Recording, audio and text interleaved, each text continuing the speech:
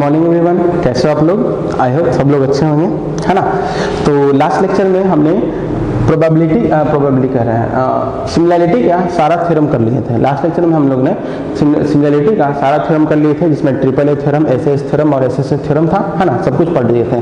अब बारी है उसका यूज करने का। अब क्या जरूरत है बच्चों? उसका यूज करने का। उसका यूज हम लोग कैसे कर सकते हैं?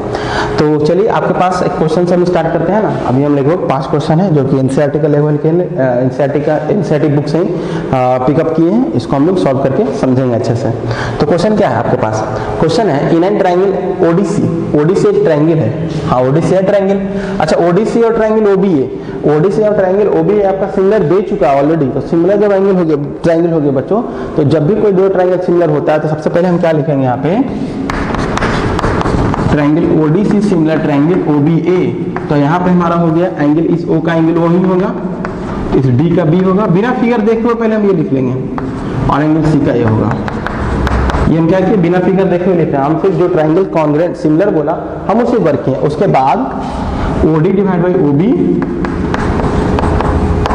डीसी डिवाइड बाई बीए और ओसी डिवाइड बाई ओए। ठीक है, ये आपको क्या होगा? साइड प्रोपोर्शनल भी हो गया, ठीक है ना। अब देखते हैं क्या क्वेश्चन पूछा। जैसे हमारे पास सिमिलर ट्रायंगल बोलेगा, हमारा सारा angle equal side proportional. Question क्या कह रहा है? बीओसी का वैल्यू है 125। अच्छा, इससे तुम्हें वैल्यू निकालना तो काफी इजी क्वेश्चन हो गया ना बच्चों। तो डीओसी का वैल्यू क्या होगा? तो डीओसी का वैल्यू क्या होगा? देखो ध्यान से, एकदम O इक्वल टू O है बच्चों। तो O इक्वल टू O कहने का मतलब क्या है? यहाँ पे डीओसी किसके इक्वल होगा?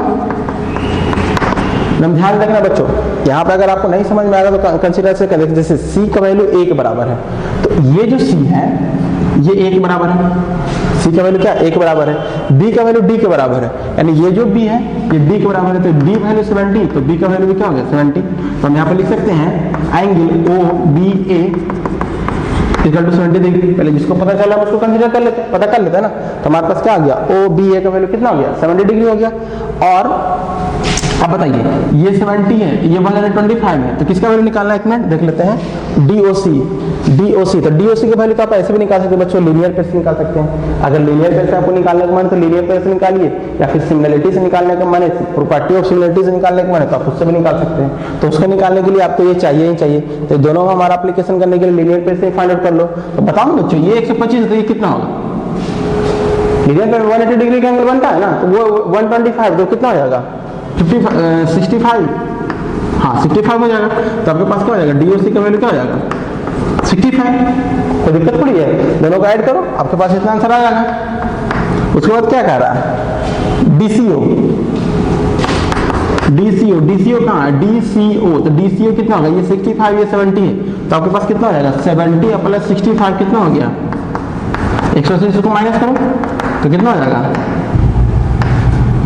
45, यही ना होगा।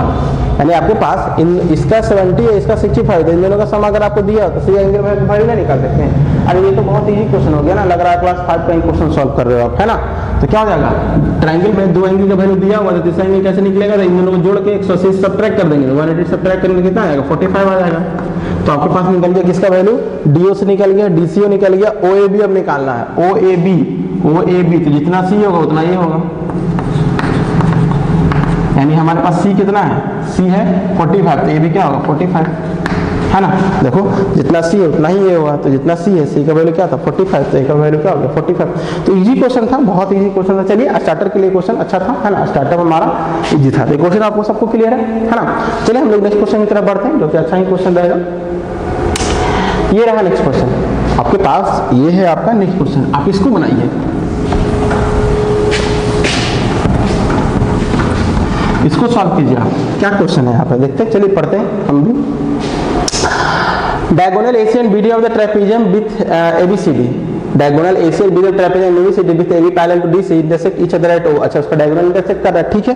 तो डायगोनल इंटरसेक्ट कर रहा है using similarity criterion for the two triangle prove that this, यानी कि हमें थेल्स फ्रॉम नहीं यूज करके हमें प्रूव करना है सिमिलैरिटी, कॉन्सेप्ट ऑफ सिमिलैरिटी के से हमें ये प्रूव करना है कि this divide by this equal to this divide by this होगा। चलिए सबसे पहले फिगर बनाते हैं, है ना।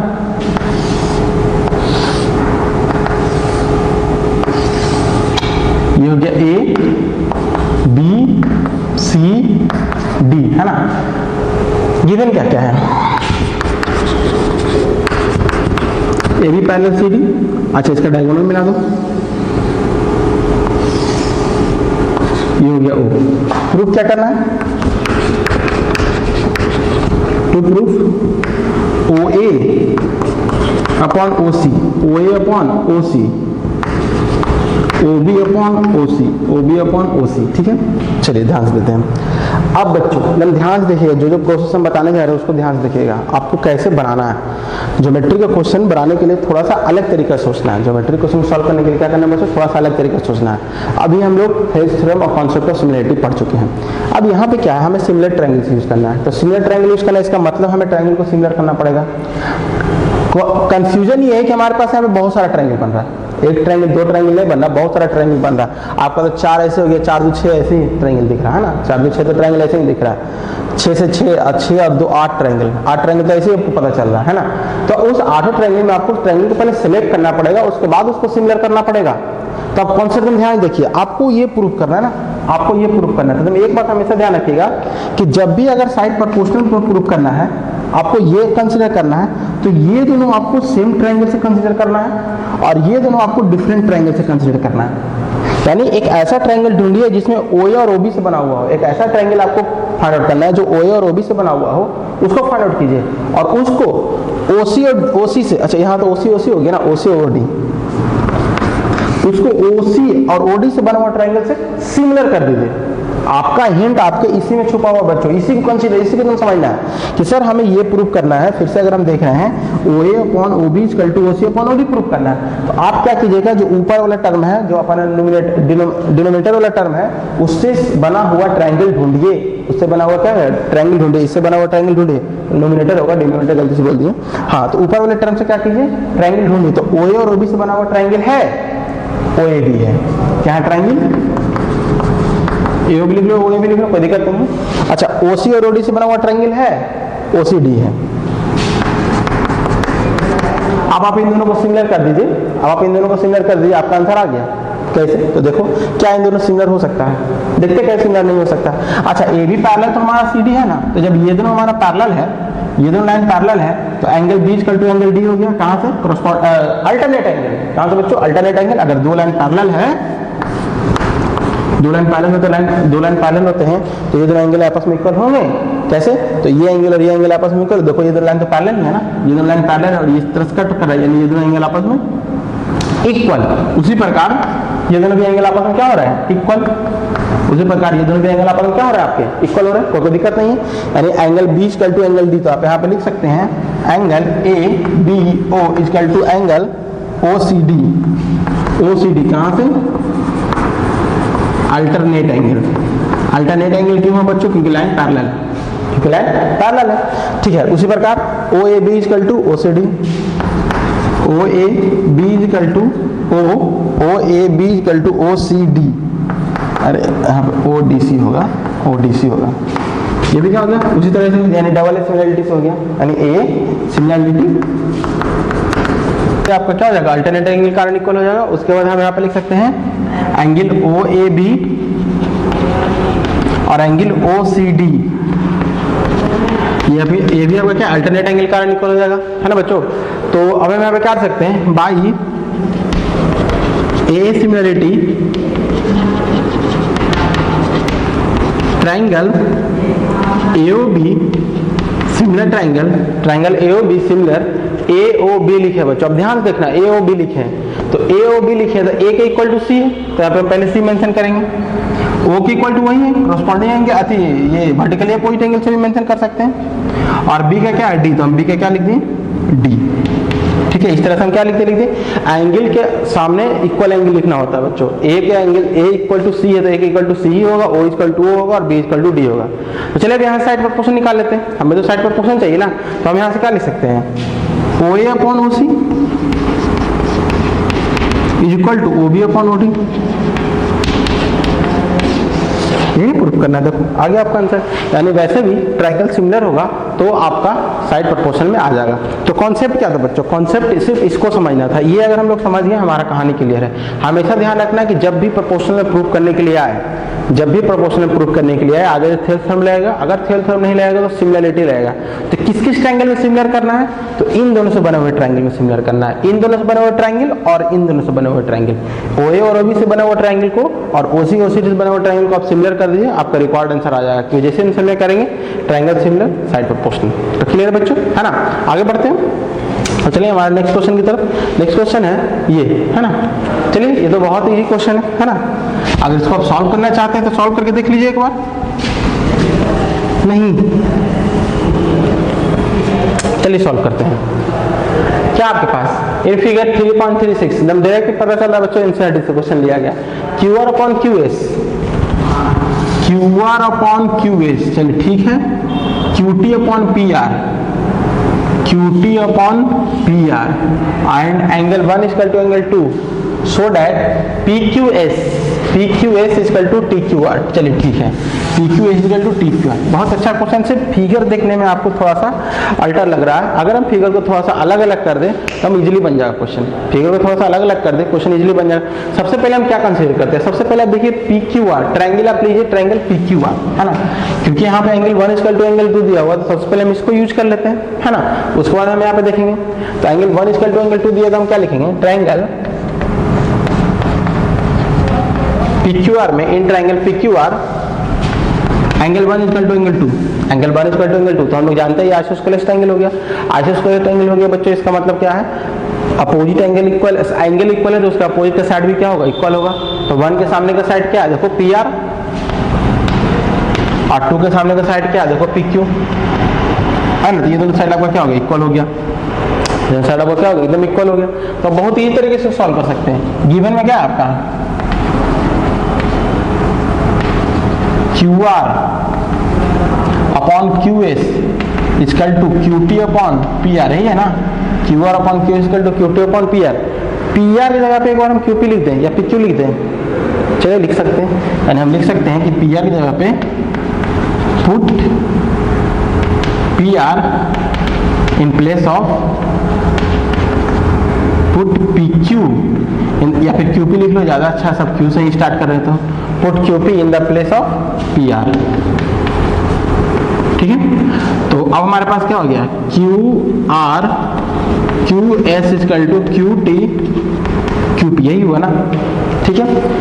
क्या प्रूव करना है, PQS TQR, ये दोनों को सिमिलर प्रूव करना है। हम यहाँ पे क्या करेंगे, सबसे पहले इन दोनों को अलग अलग करेंगे। देखो बच्चों, ये हम पहले ही बता दिए, ये हम पहले बता, लेकिन इससे पहले आपको क्या काम करना है वो देखिए। जिस ट्रायंगल को सिमिलर करना है, इसको छोड़ करके पहले ये नहीं सॉल्व करना आपको, जिस ट्रायंगल को सिमिलर करना है पहले वो ट्रायंगल बनाइए। तो वो ट्रायंगल बनाते हैं PQS, अलग अलग बनाइए, PQS,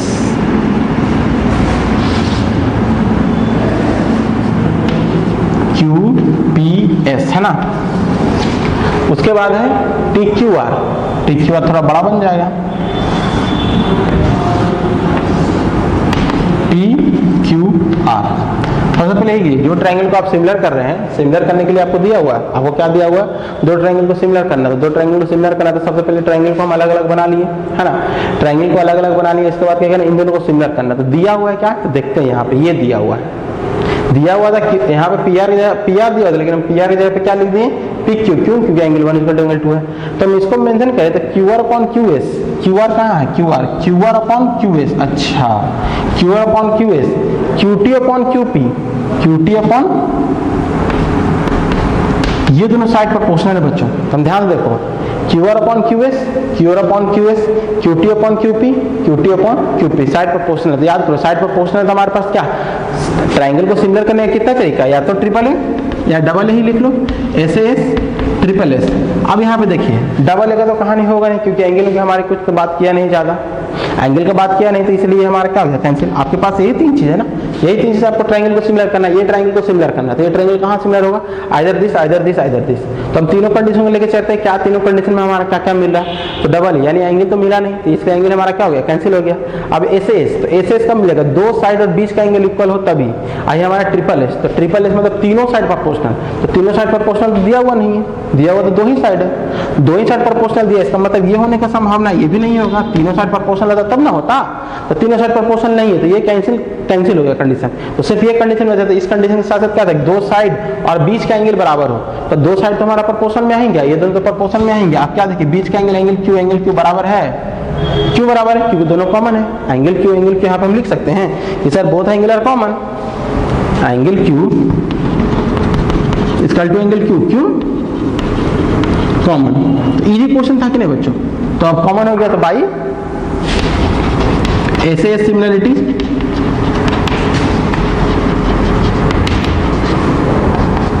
triangle PQS similar triangle PQR था कि नहीं था। आपको यहाँ पर समझना क्या था, ट्रायंगल सिमिलर करना है, ये तीन कंडीशन। कौन सा कंडीशन, इवन से पता चल रहा, तो ये कैंसिल हो गया, ये कैंसिल हो गया, ये कैसे हुआ, तो सिर्फ हम PR की जगह पे PR की जगह पे क्या पुट किए, PQ। क्यों पुट किए, क्योंकि एंगल 1 इक्वल टू एंगल 2 था। क्लियर बच्चों।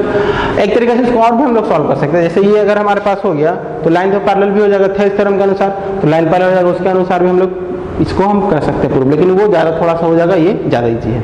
चलिए वो समझ में आ गया ना। जैसे कि अगर इसको हम इस तरह से करें QR अपॉन QS, फिगर देखिए QR अपॉन QS, अब QT अपॉन QP, अगर ये होगा तो हमारा लाइन पैरेलल नहीं हो जाएगा, PS पैरेलल क्या है, PS पैरेलल TR।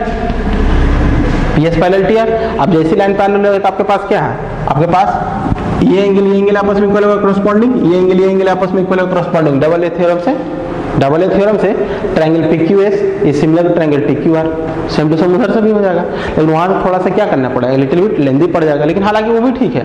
जब भी आपके पास लाइन पैरेलल लगा तो उस तरह से भी कर सकते हैं, इस तरह से कर सकते हैं। तो चलिए आपको दोनों प्रोसेस क्लियर है ना, आगे बढ़ते हैं, है ना। चलिए आगे के लिए क्वेश्चन है ये, सॉल्व होगा आपसे, यहाँ भी करें, चलिए करते हैं सॉल्व। क्या है क्वेश्चन, ये क्वेश्चन नंबर कितना होगा, 3 है ना, ये 4 होगा, चलिए ठीक है। S and TR point side PR and QR of triangle PQR such at angle P equal to RTS so that, पहले तो फिगर बनाते हैं, ट्रायंगल PQR बनाइए, PQR, S है PR पे, T है QR पे, सच दैट क्या कह रहा है, angle P equal to this angle equal to RTS, ये एंगल आपस में बराबर है। तो प्रूव करना है RPQ RTS आपस में सिमिलर होगा। देखो बच्चों सिमिलर प्रूव करना है, आपके पास ऑप्शंस है, आपके पास double A SAS triple S। तो क्या क्वेश्चन में कहीं भी साइड की बात किया है, कोई भी साइड का बात नहीं किया, तो ये दोनों कॉन्सेप्ट कैंसिल, ये दोनों ऑप्शन क्या हो गया, कैंसिल। एक एंगल इक्वल दिया हुआ, इसका मतलब एक एंगल और हम इक्वल ढूंढ लेते हैं तो हमारा एकदम बहुत ही तरीका से बन जाएगा। कैसे हम लोग क्वेश्चन को डील करते हैं बच्चों, वो देखना है। हमारे पास फिगर बनाने के लिए कहा PQR ट्रायंगल बनाए, S बोला PR पे, S PR पे बना दिए, T है QR पे, T है QR पे हम बना दिए, ठीक है। उसके बाद बोला कि ये दोनों ट्रायंगल को आप क्या कीजिए, सिमिलर कीजिए, और angle P equal to angle T दिया हुआ है। तो सिमिलर किस तरह से कर सकते हैं बच्चों, जब हमारे पास या तो double a condition, SS condition, SSS condition. तो क्या साइड के बारे में कुछ जिक्र किया है क्वेश्चन में, नहीं किया है, तो ये दोनों कंडीशन कैंसिल आउट, बचा A है, यानी A से आपका ये सिमिलर होगा। तो अब फिगर में ध्यान देखिए, A से सिमिलर होगा ये ट्रायंगल RPQ RTS। तो देखो तो RPQ RTS दोनों R तो कॉमन ही है ना, दोनों R तो कॉमन ही है, तो बहुत इजी क्वेश्चन हो गया बच्चों। Triangle RPQ and triangle RTS की अगर हम बात करें तो angle R equal to angle R क्या हो गया, common. Angle R equal to angle R क्या हो गया, कॉमन, क्योंकि R तो दोनों ट्रायंगल में प्रेजेंट है। R क्या है आपका, दोनों ट्रायंगल प्रेजेंट है। अगर नहीं भी तो आप अगर अलग फिगर बनाना चाहें तो अलग फिगर बना सकते हैं इसका। जब भी कभी कॉन्फ्लिक्ट हो बच्चों, फिगर अलग अलग बना लो, है ना। देखिए दोनों में R कॉमन है, दोनों में R सेम है। उसके बाद क्या बोला था, इसका एंगल T RTS और ये आपका गिवन है, देखो ध्यान से, angle P equal to angle RTS, angle P equal to angle RTS, तो यहाँ पे मेंशन कर दीजिए।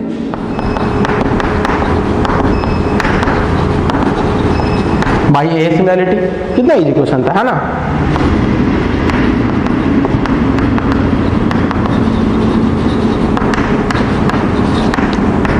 Triangle RPQ similar RTS, RPQ similar triangle RTS। काफी इजी क्वेश्चन था बच्चों, आई होप सबको समझ में आ गया होगा। अब यहाँ से हम लोग ये पता चल गया कि चलो सिमिलरिटी के कॉन्सेप्ट अब हम लोग के पास क्लियर है ना, सिमिलरिटी के कॉन्सेप्ट अब हम लोग के पास क्या है, अच्छे से क्लियर है। तो चलिए हम लोग नेक्स्ट क्वेश्चन कर लेते हैं, आज का लास्ट क्वेश्चन है ये, क्वेश्चन नंबर 5 है ना। चलिए देखते हैं 5 में क्या कह रहा है क्वेश्चन में।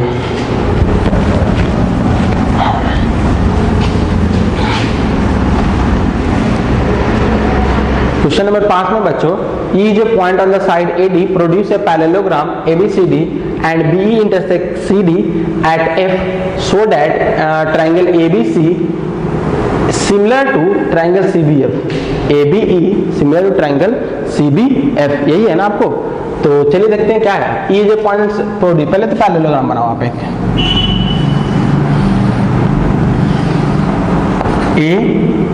ABCD, ABCD एक पैरेललोग्राम बन गया है ना। AD साइड को प्रोड्यूस किया गया है, चलिए AD साइड को प्रोड्यूस किया, कहां तक प्रोड्यूस किया बच्चों, E is a point on AD produce, AD को प्रोड्यूस किए और उस पॉइंट को E लिखे। तो चलो इस पॉइंट को E लिख लीजिए प्रोड्यूस करके, यहां तक E पॉइंट लिखे हैं AD को प्रोड्यूस करके, और फिर पैरेललोग्राम ABCD एंड BE, अब B और E को मिला दीजिए, ठीक है, B को मिला दिए, BE intersect CD at F। अच्छा, जो B इंटरसेक्ट करता CD को F पे कट करता, CD पे कट कर रहा है ना बच्चों, यानी फिगर हम लोग सही जा रहे हैं। CD पे जो कट कर रहा है, कहां पे कट कर रहा है, F पे कट कर रहा है। तो प्रूव करना है ट्राइंगल ABE CFB, ABE यानी ट्राइंगल को सिमिलर करना। चलिए ठीक है, तो यहाँ पे फिर से हमारे 3 कंडीशन हो जाएगा, या तो डबल ए, या तो SS, या तो ट्रिपल एस। हम इसको क्या कर सकते हैं, सिमिलर कर सकते हैं। तो किससे करना चाहोगे बच्चों आप लोग, सिमिलर आप किससे से करना चाहेंगे, देखते हैं जो हमारे पास मिल जाए। ऐसे पैरेललोग्राम में हम ज्यादा उसी का वर्क कर लेंगे। तो हमें चाहिए अब ये ट्राइंगल और ये ट्राइंगल, तो हम डायरेक्ट लिखते हैं triangle ABE and triangle CFB में। अब देखिए आपके पास देखो अलग अलग ट्राइंगल बनाओ बच्चों, चाहो तो इसको आप 1 सेकंड के लिए इरेज कर लो, कोई इसका जरूरत नहीं है। आपके पास ये ट्राइंगल और ये ट्राइंगल है, तो ये ट्राइंगल में क्या क्या इक्वल आपको दिख रहा है, कुछ इक्वल दिख रहा है। तो सबसे पहले कहिएगा sir angle A equal to angle C, angle A equal to angle C। क्यों क्योंकि सर पैरेललोग्राम में अपोजिट एंगल इक्वल होता है। हम लोग क्लास 9 में बहुत अच्छे से पढ़े थे कि कोई भी पैरेललोग्राम है तो उसका अपोजिट एंगल क्या होता है, इक्वल होता है, ऑलवेज इक्वल होता है। ये हमारा क्या होता है, बाई पैरेललोग्राम, प्रॉपर्टी हो गया ना, angle A equal to angle C, opposite side opposite angle of parallelogram are equal. ठीक है, चलिए एक मिल गया।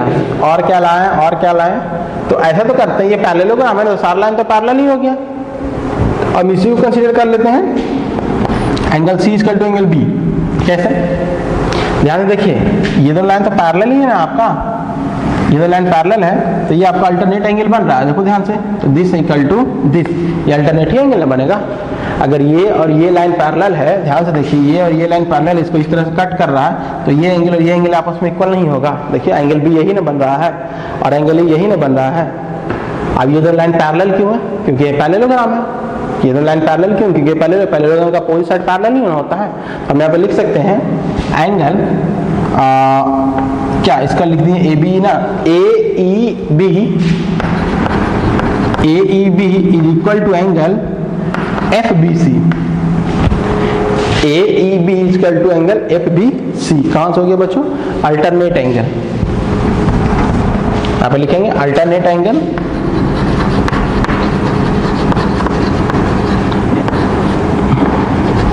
क्यों, क्योंकि हमारे पास पैरेलल है क्या, AE पैरेलल BC। क्यों, क्योंकि हमारे पास क्या पैरेलल है, AE parallel BC। AE parallel BC क्यों पैरेलल, क्योंकि ABCD हमारा पैरेललोग्राम दिया हुआ है।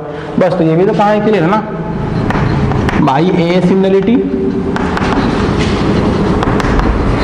Triangle AB similar triangle CFB। क्या कोई दिक्कत, कैसे सिमिलर हो रहा है उसको हम एक बार फिर देख लो। देखो यहाँ पे कैसे सिमिलर लिख रहे हैं हम लोग, कैसे सिमिलर लिख रहे हैं वो भी देख लीजिए। एंगल A का इक्वल टू C था तो C मेंशन किए, B के इक्वल टू E है तो यहाँ पे E मेंशन किए हैं।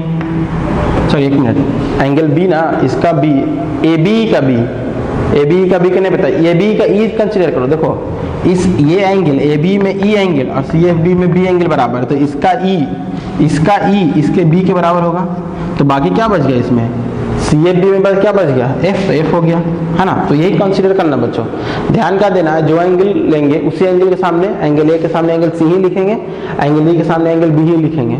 यानी तो अगर हम आगे पीछे लिख देते हैं तो हमारा कॉन्ग्रुएंसी गलत हो, सॉरी सिमिलरिटी क्या हो जाएगा, गलत हो जाएगा। यहाँ पे एंगल ए ई बी में एंगल ई और एंगल सी एफ बी में बराबर था, इसलिए उसको मेंशन करते हैं। तो आई होप ये क्वेश्चन बहुत ईजी था, बहुत क्लियर है ना। तो आप इसको आगे बनाइए, तब तक हम लोग नेक्स्ट वीडियो में मिलते हैं, है ना। Okay, thank you.